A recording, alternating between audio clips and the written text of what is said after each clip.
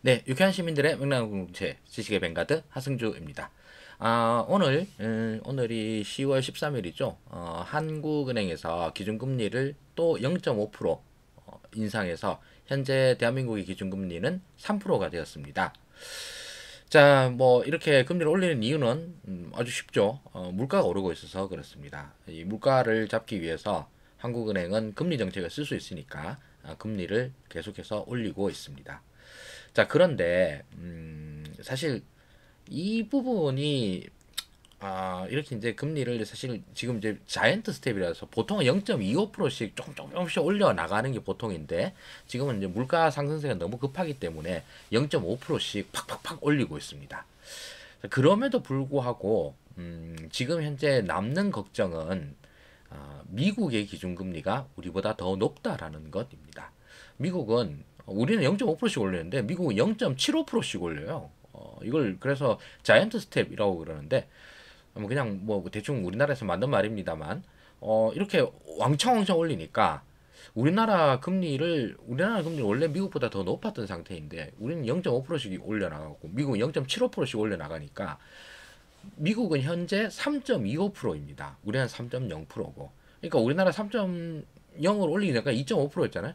2.5 대 3.25%인 기간도 계속이 되었고 지금 올렸다 하더라도 3.0 대 3.25%로 여전히 미국 금리가 더 높은 상황입니다. 보통은 대부분의 경우는 한국의 금리가 미국보다 더 높기 때문에 이런 상태를 뭐 대충 노멀한 상태인데 지금 미국 금리가 더 높다 그러니까 이게 사실 에브노멀을 한 상태죠. 그래서 이런 상태를 한미 간 금리 역전 기간이라고 부르고 이렇게 되면 이거 이런저런 문제가 많이 생기는데 라고 많이들 걱정을 합니다. 지금 현재도 한미 간 금리 역전 기간이 계속되고 있는 상황입니다. 그래서 이 부분에 대해서 아, 좀 이야기를 해봐야 될 것 같습니다. 왜냐하면 그 여태 뭐 지금 현재 나오는 그 경제연구소 이런 리포트에서도 봐도 여태까지 뭐 한미 간 금리 역전이 한두 번 일어난 것도 아니고 몇 번 일어났는데 별일 없었다. 그러니까 요번에도 뭐 큰일 없을 거야? 라고 하는 식으로 쓰는 리포트들이 대부분입니다. 그런데 정말 그렇게 걱정 안 해도 되는 건지, 뭐, 옛날에 괜찮아서 지금도 괜찮을 거냐, 이런 식으로 생각할 수 있는 건지, 이 부분에 대해서는 그렇게 쉽게 단언할 수 없는 문제라고 생각을 합니다. 그래서 이 점을 한번 살펴보도록 하겠습니다. 자, 한미 간 금리가 역전되었습니다. 미국 금리가 우리보다 더 높습니다. 괜찮다 하는 말은 많은데 진짜 괜찮은 거 맞습니까? 이게 오늘 하고 싶은 말입니다. 자, 그러면 먼저 한미 간 뭐 미국 금리는 미국 금리고 한국 금리는 한국 금리잖아요. 이거 자체가 그 금리 차이가 나면 뭐가 문제냐 그러는데 그 사실 이 현재 상황 때문에 그렇습니다. 우리나라뿐만 아니라 전 세계가 다 공통한 건데 일단 국제적인 그 금융의 글로벌화가 뭐 5년 전 다르고 10년 전 다르고 20년 전 다르고 그렇습니다. 점점점 글로벌화가 진행이 되어서 국제 간 자금 이동이 너무 쉽고 많아진 상태입니다. 그렇기 때문에 한 국가에서 금리가 좀 더 높다 그러면 금리 높은 데를 찾아서 돈이 와르르 쏠릴 그 가능성 그리고 그렇게 하기가 너무 쉬워졌다라는 것 때문에 그런 거죠. 그렇게 해서 금리는 낮은 데보다 높은 데에 돈을 맡기는 게 더 좋으니까 높은 데로 옮기겠죠. 그럼 낮은 한국 금리를 피해서 높은 미국 금리를 찾아서 돈이 와르르 이동을 하면 외화가 엄청나게 유출이 될 거고 그로 인해서 우리나라의 거시경제가 혼란해질 가능성이 높다. 이게 문제인 거죠. 물론 뭐 한국 금리가 더 높다고 해서 미국 자금들이 한국으로 막 와르르 쏟아지느냐. 뭐 그리고 그 반대로 생각해 보면 미국 금리가 높다 해서 한국 돈이 막 미국으로 막 쏟아져 가느냐? 안 그럴 수 있죠. 안 그럴 수 있는데 지금 상황에서 전제 조건으로 깔아야 되는 것은 지금 기본적으로 국제 금융이 글로벌화 되어 있다. 그렇기 때문에 외화 유출로 인해서 거시경제 혼란 가능성이 뭐 5년 전, 10년 전보다 훨씬 더 크다라고 하는 점입니다. 그래서 한미 간 금리 역전 기간은 그 좀 눈여겨 봐야 될 조심해야 될 시기라고 생각을 합니다. 자, 그러면 한국과 미국 간의 금리가 역전된 게 지금이 처음이냐? 지금이 처음이 아닙니다. 몇 번의 기간들이 있었습니다. 여기 이제 그래프를 제가 그려놨는데 오디오로 들으시는 분을 위해서 좀 불러드리면은 99년 6월부터 2001년 2월까지 요때 미국 금리가 더 높았던 때가 있었습니다. 그리고 2005년 8월부터 2007년 8월까지 이것도 꽤 긴 기간이죠. 뭐 거의 2년 가까이를 미국 금리가 더 높았던 때가 있었었고요. 그리고 2018년 3월부터 2020년 2월까지 약 한 5개월 정도도 미국 금리가 더 높았던 때가 있습니다. 그리고 지금 2022년 7월, 8월, 9월 계속 3개월 연속으로 높아져 있는 상태입니다. 그러니까 이번이 처음이 아니라는 거죠. 이전에도 3번이나 있었습니다. 그럼 그때 뭐 문제가 컸냐? 이런 점을 살펴봐야 되겠죠. 그래서 걱정하지 마라 라고 얘기하시는 분들도 많은데 그 큰 원인이 옛날에도 그런 적 있다. 근데 그때 별일 없었다. 걱정하던 별일이 뭐냐? 미국 금리가 더 높으니까 미국으로 돈이 와르르 쏟아져 나가는 소위 말하는 외화의 급격한 유출 현상이 그때도 뭐 그렇게 안심했다. 그러니 지금도 안심할 거다. 라고 하는 논리입니다. 자, 그러면 한미가 금리 역전되면 무슨 일이 벌어지나 이렇게 해서 뭐 긍정적 시나리오, 비관적 시나리오 그러는데 한마디로 말해서 아까 얘기한 그대로입니다. 한국 돈이 미국으로 쓸려 내려가는 상황. 즉 원화를 팔고 달러화를 사는, 달러화를 사가지고 뭘 하겠어요? 미국 은행에다 예금을 하면 더 좋겠죠. 미국 은행이 금리를 더 주니까 그렇게 되는 현상이 아주 급격하게 일어날 수도 있지 않느냐. 그럼 무슨 일이 벌어지냐? 일단 듣기에도 안 좋죠. 우리나라 외화가 그냥 갖고 있던 외화가 그냥 싸르륵 쓸려가지고 미국으로 다 가버린다 그러면 우리는 일단 가난해지지 않습니까? 가난해지는 것뿐만 아니라 그 여러 가지로 안 좋을 것 같습니다. 그죠? 그런 점들 때문에 걱정을 하고 있는데 옛날에 안 괜찮아, 아니 별일 없었다 그랬잖아요. 자, 그러면 실제로 별일 없었는가를 한번 살펴보도록 하겠습니다. 자, 그러면 그 미국 금리가 더 높아졌다라고 하는 말은 우리나라에 투자하는 것보다 우리나라 사람이 미국에 투자하는 게 더 많아지는 것이겠죠. 그럼 그 투자라고 하는 건 주로 주식 또는 채권의 형태로 나아갈 것입니다. 자, 그래서 99년도는 그때는 조금 상황이 달랐습니다. 그때는 우리나라가 뭐 기준금리 제도가 그렇게 뭐 잘 돼 있는 것도 아니고 그리고 그 상황 자체가 이제 그렇게 길지도 않았고 그랬었는데 2005년에서 2007년까지 이때 거의 2년 가까이 금리 역전 기간이 있었죠.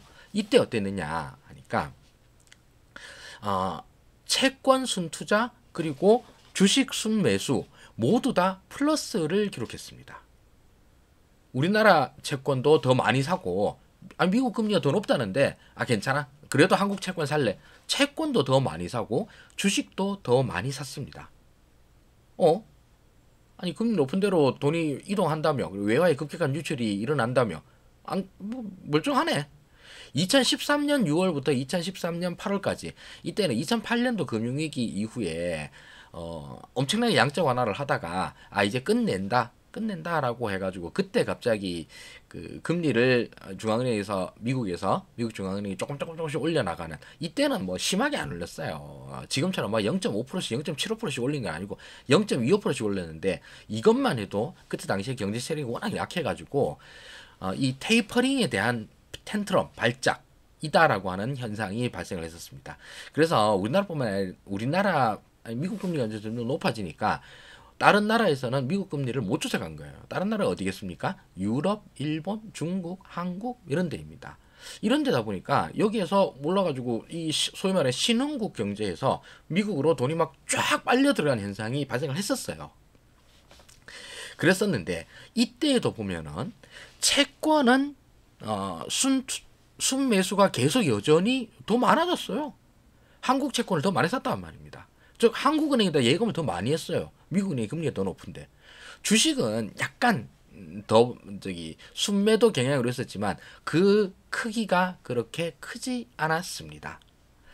자, 그리고 2018년 3월부터 2020년 2월까지 이때도 미국 중앙은행이 금리를 올렸었는데 우린 이때도 보면은 채권도 주식도 뭐 그렇게 순매도가 아니 주식은 뭐 조금씩 파는 경향은 있었지만서도 크지 않았습니다. 채권은 오히려 더 샀어요.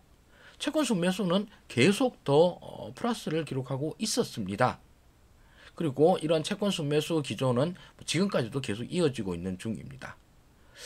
반면 주식은 그 순매수 규모가 좀 줄고 있다라는 게 보이는데 그래도 뭐 그렇게 이것 자체가 뭐 걱정할 수준은 전혀 아니다. 이런 상황이었습니다. 그래서 지금 현재 경제 전문 기관에서 나온 리포트에서는 과거의 사례를 봐라.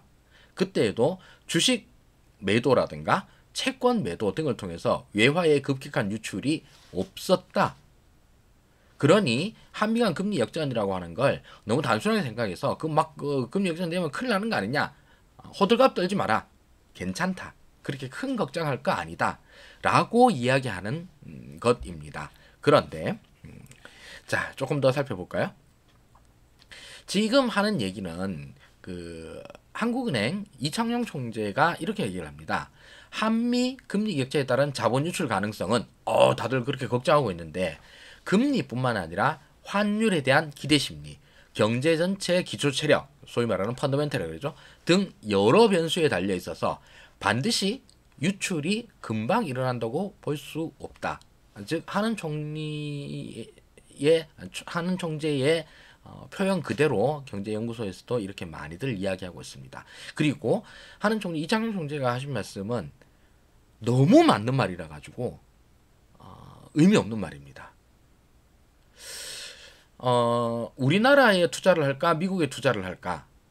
자, 이런 생각을 할 때 일단 금리가 높으면 금리 높은 데 투자를 하는 게 더 좋겠죠. 그런데 금리가 미국만 높나? 브라질은 훨씬 더 높아. 그러니까 브라질 투자할래? 꼭 그런 건 아니고 브라질이 금리가 높다고 해서 브라질 채권에다가 투자를 한다. 이거는 상당한 리스크를 안고 진짜로 벤처식으로 투자를 하는 거죠. 브라질이 난리 날 수도 있어. 지금 터키는 야 미국이 3.25%? 야 터키는 10%가 넘어. 터키 투자할래? 그것도 아니지. 왜? 터키에 대한 환율에 대한 기대 심리, 경제 펀더멘탈 이런 걸 봤었을 때 터키에 투자를 한다는 건 불안한데? 와 마찬가지입니다. 그러면 지금 터키나 브라질은 작은 나라다. 그거 원래 투자 안 하는데야. 중요한 건 미국 아니야. 미국과 한국 간에 어디를 투자할 것이냐. 당신이 돈 많은 사람이라 그러면 첫 번째로 고려해야 될 거 금리, 두 번째로 고려해야 될 거 환율에 대한 기대 심리, 세 번째로 고려해야 될 거 경제 전체 기초 체력. 이창용 총재가 한 여러 변수들 세 가지입니다. 이거 말고도 몇 가지가 더 있을 것입니다. 자, 이거에 따라서 유출이 일어나느냐 오히려 유입이 일어나느냐가 결정이 되겠죠. 금리 하나만으로 결정되는 것은 분명히 아닙니다. 그렇지만 금리는 매우 중요한 팩터이기도 합니다. 자, 그러면 실제로 금리, 환율에 대한 기대심리, 경제, 기초체력 이런 것들이 어떤가를 한번 살펴보도록 하겠습니다. 먼저 우리나라 크게 걱정하지 마라 라고 하는 이야기 중에 진짜 중요한 게 외환보유고입니다. 우리나라 외환보유고 최근에 조금 줄었어요. 2021년 말에 4,631억 불이었는데 최근에 환율 방어를 위해서 조금 털고 그 다음에 무역수지 적자도 좀 나고 그래가지고 4,364억 불까지 약간 줄었습니다. 그렇다고 해서 이게 걱정할 거냐? 아니 외환보유고 4천억 불이면은 이거 거의 사우디아라비아 이런 산유국들 남는 외화를 주체를 못하는 국가들의 외환보유고 수준입니다. 그렇기 때문에 외환보유고를 보고 있으면은 아직까지 걱정할 일은 크게 없다. 외환보유고 하는데 외화 유출이 일어난다 손 치더라도 야 우리 외환보유고 얼만데 옛날 98년도 IMF 이런 거 생각하면 안 돼. 맞는 말입니다. 그래서 우리 안심할 포인트 1번 외환보유고가 여전히 튼튼하다입니다. 자 다음 볼까요? 그런데 이번 문제에서는 이거 좀 그런데?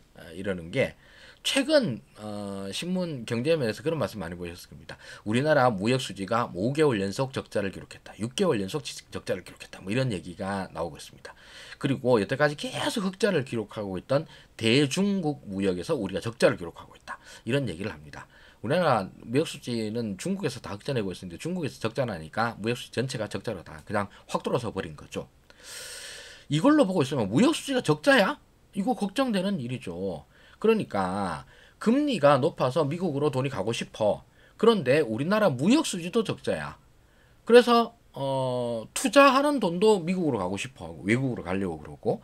그다음 무역 수지도 적자기 때문에 무역으로 통해서도 외화가 또 밖으로 빠져나가고. 그러니까 우리나라 외화는 이중으로 빠져나가는 거 아니냐라는 걱정입니다. 여기에 대해서 강력한 반론이 있습니다.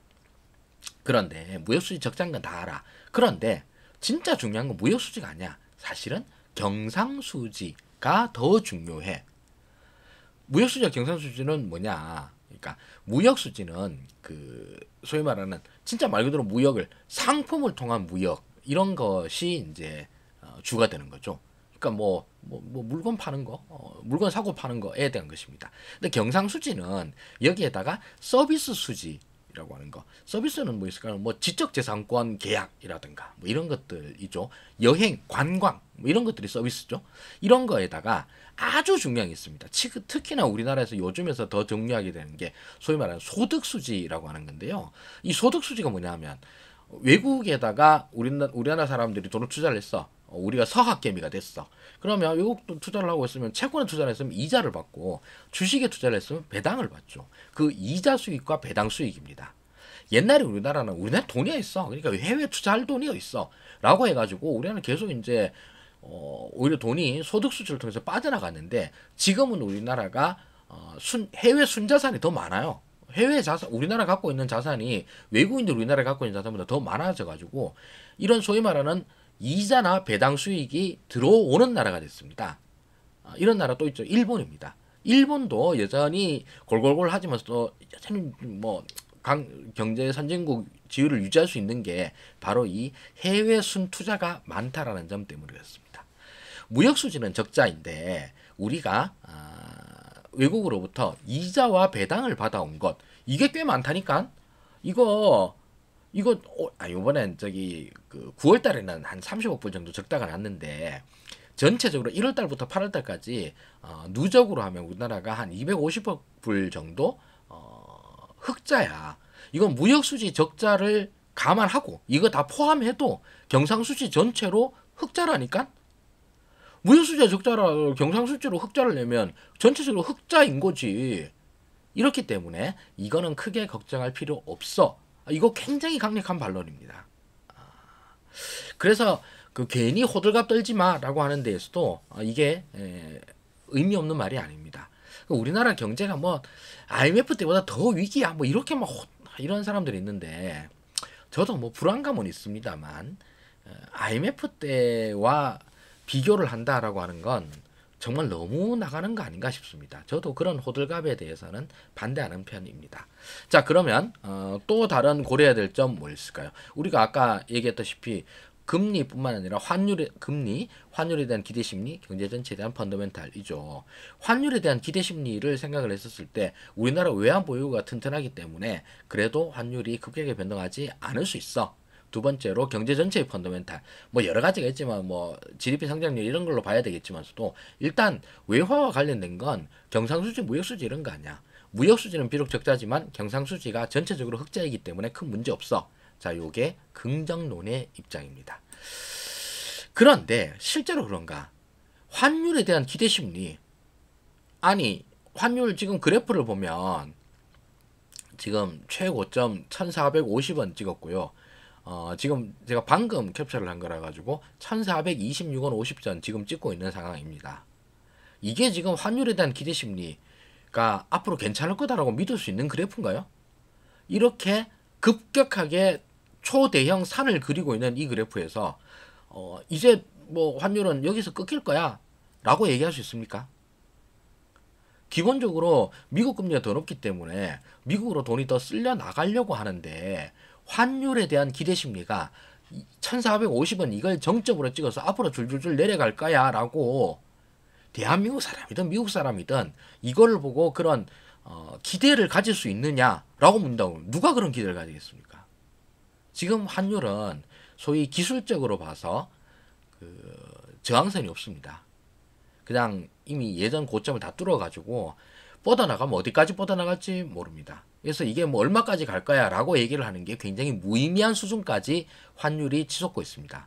그렇기 때문에 금리는 미국이 더 높아. 일단 외화 유출의 가능성 있음. 환율에 대한 기대 심리. 지금 이렇게 쭉쭉쭉 오르고 있는데 앞으로 더 오를 것 같다라고 하는 기대 심리를 가지는 게 정상이지 않나? 그래서 외화 유출 가능성이 크다라고 하는 두 번째 가능성이 있습니다. 자, 그러면 이게 우리가 안심할 수 있느냐? 뭐 긍정적인 요인과 부정적인 요인을 둘 다를 봤습니다. 그래서 외환 보유고는 여전히 4천억 불 넘게 보유하고 있고 경상수지는 8월까지 247억 불 흑자. 요번에 이제 경상수지 9월 달에 30억 적자로 해도 누적으로 210억 정도, 220억 정도는 흑자를 계속 유지를 하고 있다라는 겁니다. 그리고 이 인플레이션 문제가 지금 전 세계적으로 이제 문제가 있는데 다행히, 다행이라 해야 되는지 모르겠는데 전 세계 공통 아닙니까? 공통. 그나마 우리는 6% 찍고 있어요. 미국 8% 찍고 있고요. 영국 9% 10% 찍고 있습니다. 유럽 8% 9%고요. 상대적으로 우리가 낫다니까? 이런 점들은 그렇기 때문에 인플레이션의 심각성 이런 걸로 얘기를 하자고 그러면 기본적으로 지금 현재 우리가 걱정하는 것은 그 한미 간 금리 역전으로 인한 외화 유출 가능성인데 우리의 인플레이션은 다른 나라들과 상대적으로 비교해서 그나마 형편이 좀 낫기 때문에 그래서 오히려 이 부분에서는 괜찮다. 그렇기 때문에 이전 세 번에 있었던 한미 간 금리 역전처럼 이번에도 별일 없을 거야 라고 이야기하는 것이 있습니다. 반면 우려사항도 있긴 있죠. 그럼에도 불구하고 저는 이번 금리 역전을 걱정하고 있습니다. 첫 번째로는 환율입니다. 이창용 총재가 얘기한 바 그대로 환율이 안 꺾여요. 그래프가 계속 오르고 있습니다. 떨어지는 걸 봐야지 기대 심리가 꺾일 거 아닙니까? 앞으로도 원화값은 더 떨어질 거고 미국 달러 값은 더 오를 것 같아. 이런 기대 심리가 차트를 통해서 확인되지 않는다라는 점입니다. 그러면 금리도 높고 환율에 대한 기대 심리도 나쁘면 원화 팔고 달러 사는 유인이 계속해서 커지는 것입니다. 두 번째로 상대적으로 우리 인플레이션이 괜찮다라고 하지만 우리 인플레이션도 장난 아닙니다. 거의 30년, 40년 만에 최대 상승폭을 계속 기록하고 있습니다. 우리 인플레이션도 전혀 진정 기미를 보이지 않고 있습니다. 그리고 다음으로는 경상수지가 괜찮으니까 괜찮아 라고 하는 얘기. 이건 맞는 말입니다. 경상수지가 괜찮으면 괜찮습니다. 그런데 무역수지의 적자폭이 계속 커지고 있어요. 무역수지 왜 커지느냐? 일단 우리나라 물건을 사주는 나라들이 다 가난해져 가지고 우리나라 물건들을 많이 못 사줍니다. 삼성 핸드폰도 잘 안 팔리고요. 그 나라에서 IT 투자 이런 것도 지금 돈도 없는데 뭐냐 IT 투자 이런 IT 투자 안 해가지고 삼성전자 D램도 잘 못 사주고요.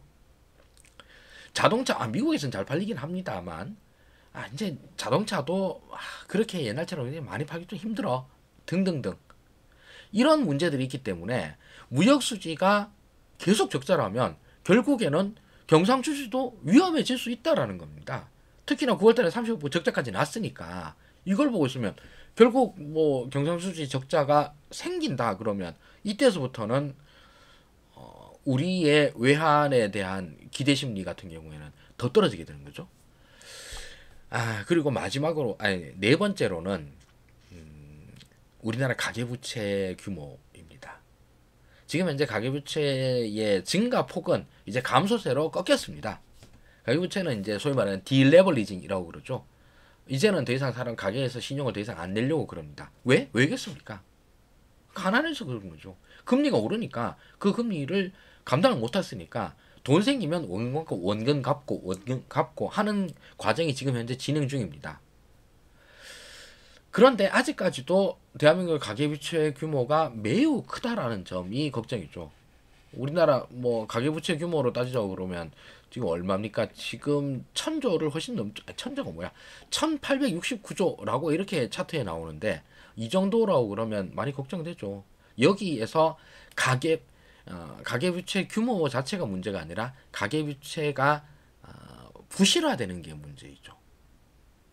첫 번째로는 금리 오름에 따라서 소위 말하는 자산들, 주식 박살났죠. 부동산 계속 떨어지고 있죠. 이걸로 인해서 자산 가격이 하락되고 있으면 한국 가계가 그동안 담보로 잡혀있던 자산 가격이 떨어지고 그러면 상환 압력이 더 들어오고 그러면 그 가계 자체가 부실화되고 가계만 부실화되는 게 아니라 금융 자체도 부실화되고 그래서 금융 충격까지 우려될 수 있는 상황이 현재 진행 중이라는 것입니다. 그래서 뭐 지금 현재 경제 상황을 판단하기 위해서 과거에 이와 유사한 사례를 보는 것은 맞습니다. 과거에 특히 2005년에서 2007년도 이때까지 2년 이상 그 우리나라 금리가 더 높았던 때, 미국 금리가 더 높았던 때, 이때에 왜 멀쩡했느냐? 그때가 노무현 정부 시절입니다. 그때 경제 망한다, 경제를 포기했네, 뭐 이따위 소리 했지만서도 그 당시 대한민국 경제는 세계 최고 수준의 성장률을 기록하고 있었고 질적으로도 도약하던 바로 그런 시기입니다. 세계에서 가장 건전하게 성장하고 있는 경제에 대해서는 그깟 금리 0.2%, 0.5% 이거 따먹으려고 돈 나가고 들어오고 안 합니다. 그때의 당시 대한민국 경제의 그 튼튼함, 강력함을 보고 외국인 자금들이 다 몰려들고 있던 때였었습니다. 그래서 소위 말하는 그 얼치기 경제 전문가, 경제학자들의 말을 듣고 특히나 그게 보수 언론에 실린 걸 듣고 투자를 판단하시면 엿되는 겁니다. 그때 당시에 주가가 그렇게 노무현 정부 시절에 노무현 정부 처음 출범 때부터 시작해서 끝날 때까지 주가가 세 더블 했습니다. 지수로. 코스피 지수로 세 더블이 났는데 그때에 5년 내도록 경제 망한다 그랬었습니다. 그 당시에 한미 간 금리 역전까지 발생을 했지만서도 우리나라 주식은 세 더블이 났고 채권 순투자 엄청나게 늘었습니다. 왜? 경제가 튼튼해서 그렇습니다. 이창용 총재의 말 그대로 경제의 펀더멘탈이 좋았기 때문입니다.